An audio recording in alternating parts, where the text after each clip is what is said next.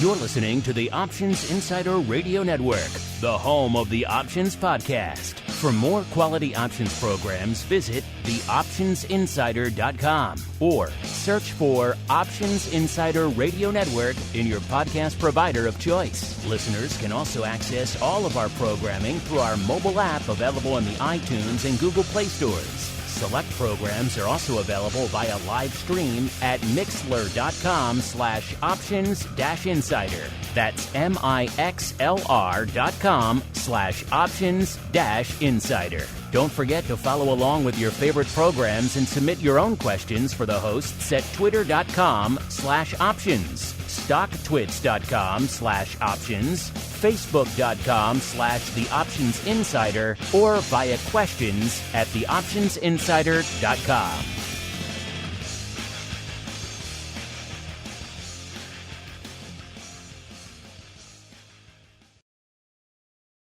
You wanted it, you got it. A radio program that helps teach you options trading inside and out, basic to complex. This is Options Bootcamp. Whether you want to learn how to protect your portfolio, generate income, or even become a master of volatility, the Options Bootcamp drill instructors will break it all down for you. Now, let's get you into peak options trading shape. Here are your Options Bootcamp drill instructors. All right, everybody. That music means we are back once again for Options Bootcamp, the premier options education program. Coming at you a little bit different day, not doing Education Wednesday today. We'll still have a lot of great content coming up for you tomorrow on Education Wednesday, including a twofer, a double header, a double extravaganza of Options Playbook Radio. Very much the sister show to this fine program. But we're coming at you a day early here so we could squeeze in not one, but two bonus fun episodes of Options Bootcamp. I will be doing a little holiday traveling next week, so we're getting two in the can to make sure you folks don't miss out. Of course, all you pro folks who join us live over there in the live chat, you will get access to these right now immediately in your ear hole, so no waiting for you. Everybody else, you'll get part two next week when it hits the network. Of course, if you want to join that fun party, you want to get all that stuff immediately in your ear holes, you want to get access to, I was looking at it the other day, the Pro podcast feed has nearly 200 episodes worth of content on it already. I mean, it's just a ridiculous amount of great Pro content we've already put out there for you. That's all available for you when you sign up over there, theoptionsinsider.com/pro. Of course, you also get access to the giveaways. Just gave away our November Pro Trading Crate. If you're active for the month of December, you get your name in the hat to potentially win the December Pro Trading Crate. If you want to see what's in it, just follow our Twitter. People are retweeting and sharing the images when their box arrives all the time. It's a fun little moment for a lot of our Pro members. Of course, theoptionsinsider.com/pro is the place to go to learn more. Or, of course, for you cool kids out there, you want your own URL, /secret club. And joining me today on the old program, the black-hatted one himself, Mr. Dan Passarelli from Market Taker Mentoring. Mr. P, welcome back to the program, sir. It is always good to be here, Mark. How are things? Things are good, as they say over here. And you know what's also good, Mr. P here, is the love of our listeners. And we were saying on the show last week, you know, we've been neglecting all these years. We've been talking to all the people who've written in for over a decade now to leave us reviews, which we really do appreciate all of you. You folks are really the best out there. But we've been neglecting the international folks, haven't given them their due on the show. So let's go out here now. This is from Australia here. This is Cad Wales. I like the name. Cad Wales from Australia. He left us 5 stars in the iTunes store over there in Australia. He says, really enjoying learning about options. Oh, any tips for people trading from overseas? For example, where can one trade on a U.S. account? So he's got a question buried into his 5-star review as well, Mr. Dan. We're a little late to the party, Cad Wales. This came in a while ago. We've told you guys before, don't leave questions in the podcast reviews because it's not the most immediate way to get to us. And, of course, the international stores, we didn't even see it till recently. But, Mr. Dan, first off, what do you have to say to your buddy here, Cad Wales, leaving us some 5-star love from Australia? And then B, you must have had some international mentees come in over there at MTM. How do you normally guide them into trading a lot of U.S. products here? Well, I love love, so thanks for that. It's nice to be nice. Much appreciated. And yes, we have many international student traders. Um, we've actually trained people in over 50 countries. And when we do, you know, we make sure that they have a platform that they can trade on because, like TD Ameritrade, you can't use Thinkorswim in a lot of places. So, we say interactive brokers or something like that. And yeah, I mean, basically, hey, options work the same no matter where you live, what languages you speak. It's all the same. Yeah, it really does depend on the broker you want to use and whether or not they are approved for your region out there. I know a lot of big brokers here in the U.S., they can't play in all the different regions around the world. So maybe CAD Whales, if you have a particular broker, you mentioned IB, Dan, they're a very popular international selection. Again, I don't often go to IB right away for this show because they're very much for people who already are familiar with the options product. There's not a lot of hand-holding, not a lot of customer service to be found over there at IB. And I haven't gone and checked recently if IB is approved and ready to go for Australia, but I'll have to go check and see. It might be a good little side project to go see for the Aussies where you folks. We have people writing in all the time from Europe and a bunch of other areas. But we haven't done the legwork on the Aussies, even though we bring in Mr. Simon Ho, the Spikes father, over there on a Volatility Views show all the time from Sydney. So it's not an area we don't access all the time. It's just for whatever reason, we haven't gotten a lot of questions recently about this exact area. So interesting stuff. I think IB is a good choice for a lot of international traders. Again, if you can stomach the almost complete lack of customer support, it's a very experience for more sophisticated options users. If you're okay with that. Otherwise, some of the basic brokers out there, it's kind of hit or miss depending on which one is approved for your region. So if you have a specific broker you want to use, hit us up, CAD Whales. We'll look into it for you out there. But Dan is right. At the end of the day, an option is an option. If you're buying a call on Apple, whether you're doing it from Australia, whether you're doing it from Ohio, wherever you're doing it from, that call is still a call. It still works the same. It's just a question of how you access these markets. I'm assuming you do want to trade the U.S. markets too, because this is where all the options action still is. There's some warrants activity overseas in Europe. There are fledgling options markets around the world. There's this Kospi in Korea. There's, Shanghai rebar futures over there in Asia. There's a bunch of pockets of liquidity around the world, but nowhere is there the depth of options volume that we see here in the U.S. So a long way around to saying thanks for the review there, CAD Whales. Sorry it took us a while to get to your question. And yes, in general, I think IB is the one a lot of international clientele use. But again, I haven't checked to see if they're good for the Aussies. But maybe I'll look into that for you. As we keep on rolling into your basic training. All right, Boot, it's time to get in line. What you're going to do is learn. You're going to learn how options work. Do you hear me? Yes, sir. You're going to learn options trading inside and out, basic to complex. There will be no failures. Do you hear me? Yes, sir. Pull in, prepare to learn. Yes, sir.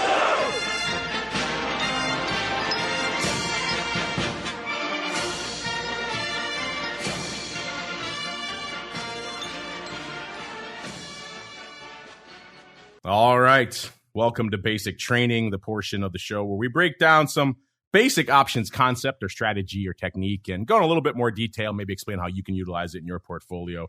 Today, we're going to kind of pit some strategies against each other. But before we even get to that, Dan, really quickly, I did some quick research for our buddy here, CAD Whales, in our brief little intermission there. And it turns out, Dan, Interactive Brokers Australia Limited is licensed and regulated by the Australian Securities and Investments Commission. So it sounds like if CAD Whales is looking for a broker, IB could be a choice for him, sir. What say you? Yeah, like the thing about IB is that they have a very robust platform, good data. I mean, the only negative is their customer service is god awful. I mean, it is just freaking terrible. But it always has been. That's just like, I don't know. I mean, it must be part of their business model. Maybe they intend to do it that way so that they don't have to field calls. I don't know. But, it's good tools to use. Absolutely. TD looks like that's a no-go. But Schwab, which, that's what gets weird. TD is now a subsidiary of Schwab, right? So again, that's why it's kind of a crapshoot depending on where you're beaming in from, CAD whales. But yeah, sounds like IB is one you can go for. So I would check it out. Obviously, the other tip for trading internationally is get used to trading on U.S. time, which for the Aussies might be a bit of a challenge. You can be trading at some odd hours, but if you're okay with that, then another way to get acclimated to our markets. All right, let's get to our basic training here. And Dan, our basic training for this week is kind of inspired by our question of the week right now. You know, it is that time of the year, Dan, we are starting to come up against it. People are starting to look back on the year that was and indeed still is and ask questions. Top trade, interesting trend, all these kind of things that tend to encapsulate the year. So we did that this week with our question of the week, which was quite simply, which option strategy have you used the most in 2022? And we gave them a bunch of choices, but that got the wheels turning out there, Dan, of exactly what is the strategy of the year out there. Now, people might look at this year and say, oh, it's been mostly a down year. Therefore, it's been the year of buying puts, just like last year was the year of the meme stock call palooza. But not necessarily the case. If you bought puts in some names, it worked out. They shot down. If you bought puts, though, in let's say the SPX or SPY, it was much more of a challenging prospect out there. So you can't just off the top of your head say, okay, it was the year of puts and table the conversation. For purposes of our poll, Dan, we gave people 4 choices. We said butterflies or condors, so your spreads with wings categories, your long calls or your call spreads, or your long puts or your put spreads. And then we also flipped the script and put in their short puts or put spreads. But we've already had write-ins for other things. One guy wrote in, Bring Me Funny, he says, where's my gut and feel just gambling? I'm not sure if that's a strategy, but okay. Pro Buck said in a year like 2022, it's a shame that straddles and strangles didn't make the list. You know, I agree with you. Maybe if we had to do it again, we might put straddles and strangles, but we have seen so many line in the sand puts, as we call them, on shows like Options Oddities and the Option Block as well, that we kind of had to put short put in there. But I do wish there were more slots for more strategies. I certainly could have used one out there. But Dan, before we even get into what the audience is feeling, looking at what you've seen in the market, what you've personally been trading, as well as what your mentees have been trading and had success with, what would you say is your MTM option strategy of the year? Oh my goodness. You know, I would say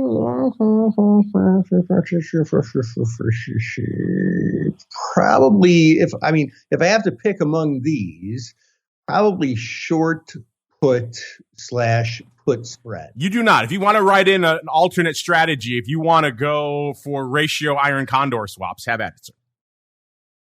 You know, I have been doing, since we launched Credit Spread Genius in particular, I've been doing a great deal of credit spreads, both call and put credit spreads. And that said, covered calls are something that I trade every day. I trade those every day. If you count a trade as being, I look at it, choose to stick with the plan and do nothing, I trade it every day. So I guess I'm giving you 2 there, Mark. It's kind of hard to just say credit spreads, right? Because that encompasses so many things, right? There's so many different directional trades that all can be lumped under the umbrella of credit spread. So is there a particular credit spread you've been doing more than others, Dan? I do. Well, there's a couple of categories. One is I do the ones that pop up on Credit Spread Genius, which are basically when a professional is identified as trading a call or put credit spread. Then I go through those and I scan them and I see which meet our criteria as well and trade them. But also I have been doing some of the 1 day and 0 day, either credit spreads or iron condors. That has been a thing that I've done this year. 0 DTE. Don't get me started on that, Dan. We have a whole separate conversation awaiting us a little bit later about all things 0 DTE, as I'm putting out the tweet here for people. And there we go. So they want to write in their write-ins right now. They can join us right now on the show live via Twitter, of course, at least via tweet.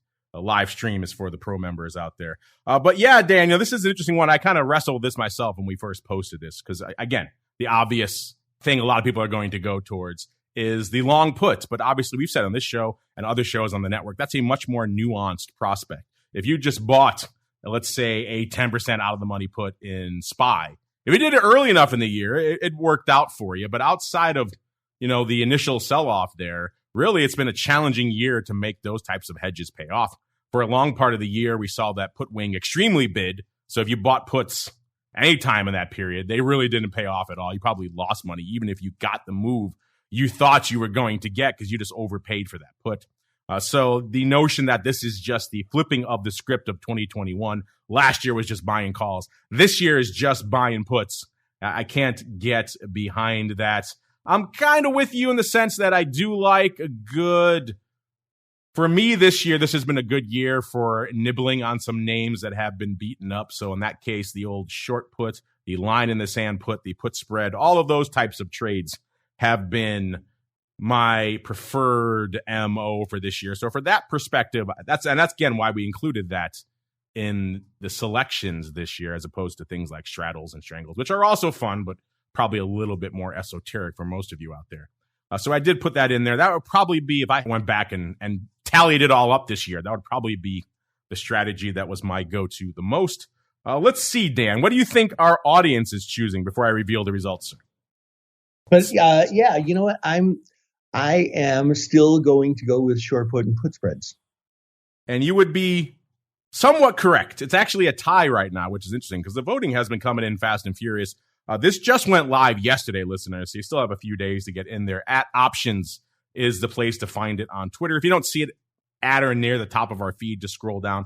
We try to retweet it throughout the week as well, so folks who come in later can still participate out there. It's been a contentious one. Right now, Dan, we have an exact tie, unless someone comes in as we speak and clicks on it again. Is an exact tie between long calls and call spreads and short puts and put spreads. Both of them with exactly 31.8% of the votes, sir. Wow, that's interesting. Both being positive delta, notably. Yes, that's true. So some people are maybe thinking it's still 2021. They're loading up on the long calls here. That's interesting. If maybe this is a year you think things are getting beaten up, you go on the long call route. Kind of interesting. I'm not sure if that'd be my preferred route because obviously you need that turnaround to happen pretty quickly. But intriguing stuff. Maybe you go on the stock substitution route. I'd be curious. Maybe we need to do a follow-up. If you are buying calls right now, what are you doing? Are you just speculating? Are you going the crazy zero DTE route? Are you doing stock substitution? What is your use case for long calls right now? I certainly, as I articulated earlier, I certainly see the use case for the short puts right now as a way to nibble in some of these names where maybe you want to get put to stock. The long call, interesting. 20.5% behind it, Dan, for butterflies and condors and all of our spreads with wings. And then bringing up the rear, which I kind of thought would run away with it early on, Dan. 15.9% only for long puts and put spreads. Does that surprise you? 15%? No. I mean, I guess in hindsight, that doesn't really surprise me because, I mean, it is theoretically a price discovery process. Your dollar's your vote, and not everybody's going to vote the same way. And, there are plenty of perma bears and there are plenty of reasons to have been bearish this year. So, no, I don't know if that surprises me. I think it's logical. I'm surprised that it was that low, just given the narrative that people had throughout most of this year, that this was just the year of puts. We did see on shows like the odd block segment of the option block, really, and Options Oddity, we did see people buying puts more than we traditionally do. So they were technically more popular. So I would assume, and people would just look at the overall broad market and think this was a year of puts. And so that would get a better showing than it has. But hey, the week is young. The vote is young. At Options is the place to go to make your voice heard as we get on into a little bit of your mail call. Mail call. Time to look at questions submitted by our listeners.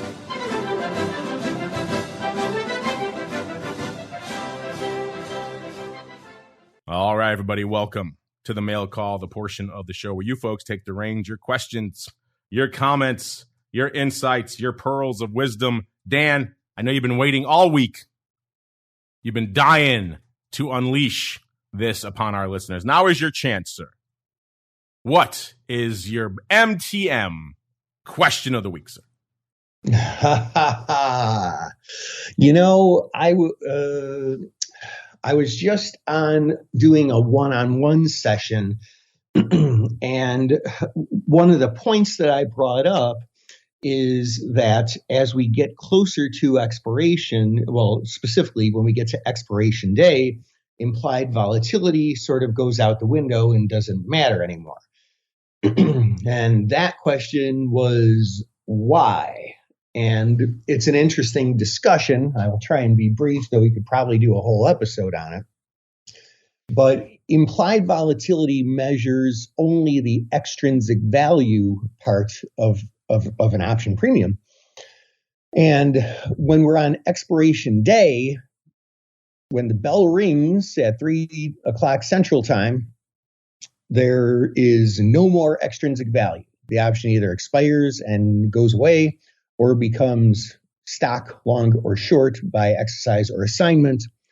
And so like the implied volatility just really no longer matters. And then, to put an addendum on that, me being a Greeks guy, the Greeks end up kind of going out the window too, because at the end of the day, there's no more theta, no more gamma, no more vega, and it's either a 0 delta or a 1 delta.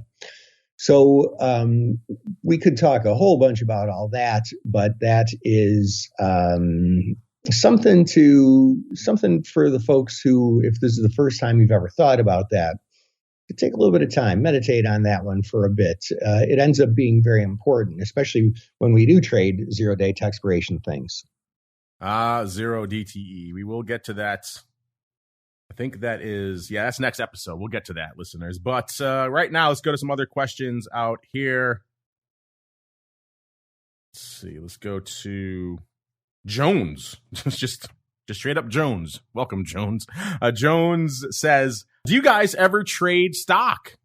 Well, we were just talking about this earlier, Jones. I was saying I like to use short puts. Maybe it's in a qualified account or other areas for levels where I don't mind picking up some stock. That's a great entry tool to do so, and I have done that this year. So yes, the answer is yes. I mean, these are options-oriented shows, so we predominantly talk about options, and I don't sling a lot of stock, but you have some long-term qualified accounts, you want to put something in there. That's a great use case for getting a short put, getting into an underlying at a level you find attractive, and then you have that stock as your long-term buy and hold or whatever you want to do with it going forward. So the answer is yes, even though it's not by any means the majority of what I do out here. Mr. Dan, same question for you. Jones wants to know, do you guys ever trade stock? Well, we got to keep up with the Jones question here. Yes, but I would say most of the time when I am making a trade in stock, it's usually an investment as opposed to a trade.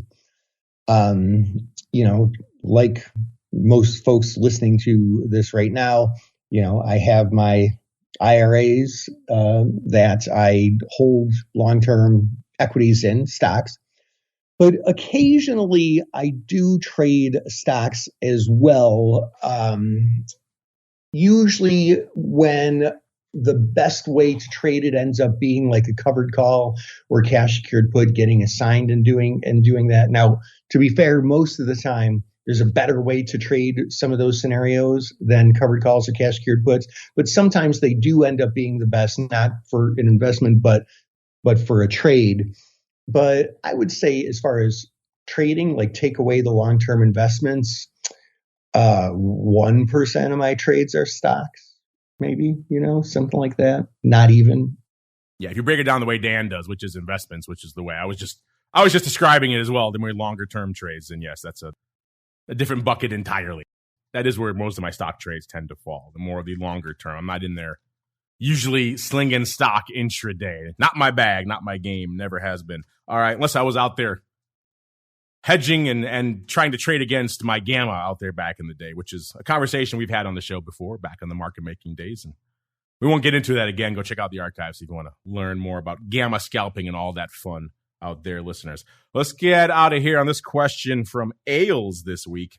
Ailes has an interesting question. He wants to know, or perhaps she, is there any point to buying VIX puts when the futures are not in contango. All right, a lot to unpack here, listeners. Contango, backwardation, the two most common setups for the structure of your traditional futures markets.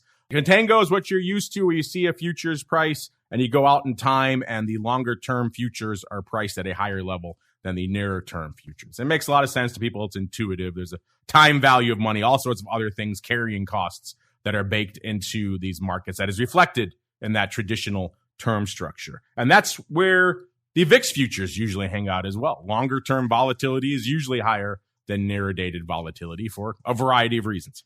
So he's mentioning buying VIX puts.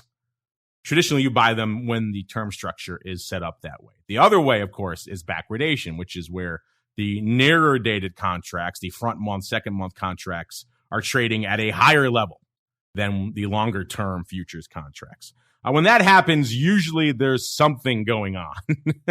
Harken back to the Volmageddon of 2018 or the big sell-offs we've seen recently in the market, 2020 and others. Those were periods when the VIX futures were extremely backward and craziness was going on in the markets. Products tend to be backward usually for shorter periods of time and usually because something crazy or unexpected is happening in the underlying market. That makes the nearer dated contracts more uncertain than the longer term ones. And so you have no idea where things are going to go. And that's baked into that process. Now, traditionally, that's an environment where those front futures are very juicy. That's not where you want to come in and buy VIX puts because you want volatility to go down that slope nice and easily. You want the vol to come in if you're buying VIX puts. And that's usually a very favorable setup for contango. When things are backward, that means vol is juicy, vol is frothy, and it's not usually an environment where you want to buy VIX puts. With the exception being, Ailes, when the backwardation is about to come to an end. So if you think things are crazy backward, but that's about to end, and if in the case of VIX, backwardation doesn't hang around too long, and usually when it goes away, it crashes really hard. So if you want to take advantage of that move, then certainly there could be an opportunity to come in and buy puts on VIX when the futures are backward. But most of the time you're going to do it when the futures are in contango because that's the way the VIX futures normally trade. And that's usually the most favorable setup for buying VIX puts. All right, that was a long way around, Dan, but a very specific question from Ailes, which I welcome. We love the deep ones here as well. Dan, anything you want to add here for Wales on whether or not you want to buy VIX puts when the futures are not in contango, aka backward? Yeah. So I kind of want to expand upon Mark's second point there because he kind of talked about two different trades, and like the first trade is sort of, hey man, everything's kind of cool. I'll buy some further out VIX puts up the term structure, higher VIX as you go out. But then the assumption is that as time goes on, that volatility comes down right along the curve of the contango. So, there's that. And I think that's what Ailes is thinking about when he or she's asking that question. But Mark's second point, I think, can be really, really, not second point, but second trade, it can be really powerful for buying puts because we see areas where the VIX stays at a level for a long period of time, and then it shoots up and shoots right back down. It's vol spikes, right? And so buying puts at or near the top of that vol spike, I mean, we never know when the spike is going to be, can be potentially very profitable. But the problem with that is the volatility of volatility. What is the IV of those VIX puts? Because a lot of times that IV gets really jacked. So I think in those scenarios, it can make nice long put setups, but a better way to do it is probably a put debit spread so that you spread off some of that volatility risk. In a perfect world, buying like an in the money VIX put and selling an out of the money VIX put so that you get close to being vague and neutral.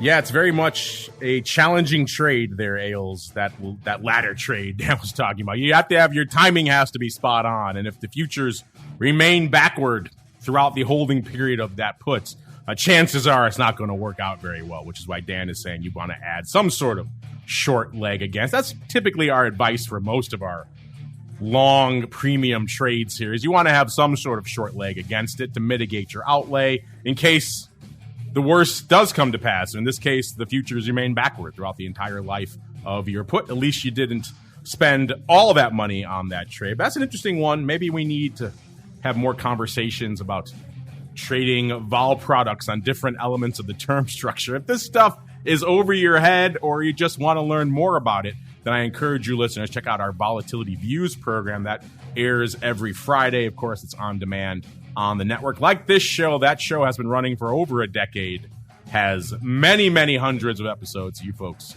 to sink your teeth into, where we get into all sorts of fun conversations. Just like this, feature some of the best guests we've ever had in the network, including Nobel laureates and others. So check it out, Volatility Views. If you're listening to Options Bootcamp, make sure you're getting the full network because you're already getting Vol Views then. And if you're not, what are you doing? You're missing out on all this good stuff. But there's a lot more conversation to be had here, Ailes. I don't know, Dan, maybe we need to do a future episode on trading VIX options and all the nuances therein. What do you think? Yeah, I think that sounds like that would be fun. Yeah, absolutely. Now, listeners took us in all sorts of great directions this week. We had, of course, the international broker thing that kicked us off. I didn't realize there was even a question baked into that review, but he threw kind of a curveball question at us, which was fun. And then, of course, listeners debating what the trade/strategy of the year is, trading stock, and, of course, VIX puts when the futures are not in contango. So all sorts of fun to be had there. Of course, if you want more in your lives, listeners, just stay tuned. All you pro folks will be back instantaneously, Dan and I, with the next episode of Options Bootcamp coming in your hot little ear holes. If you're listening after the fact, of course, it'll be there next week for you. Mr. Dan, in the interim, if folks want to reach out to you and ask you questions, just like all the fun ones we had today, where should they go? What should they do? Well, folks, make your way on over to markettaker.com. That's 2 T's in a row, and we'd love to be of any service we can to you. That'd be great. We love hearing from our listeners. So if you need Dan to maybe clean your house or wash your car, he provides all sorts of services. Just hit him up over there, markettaker.com. Don't forget the second T for Theta. Markettaker.com is the place to go. We got to get on out of here, but don't you worry. We'll be back instantaneously for all you pro folks. And for the rest of you, back again next week, another episode of Options Bootcamp. Stay safe out there, everybody.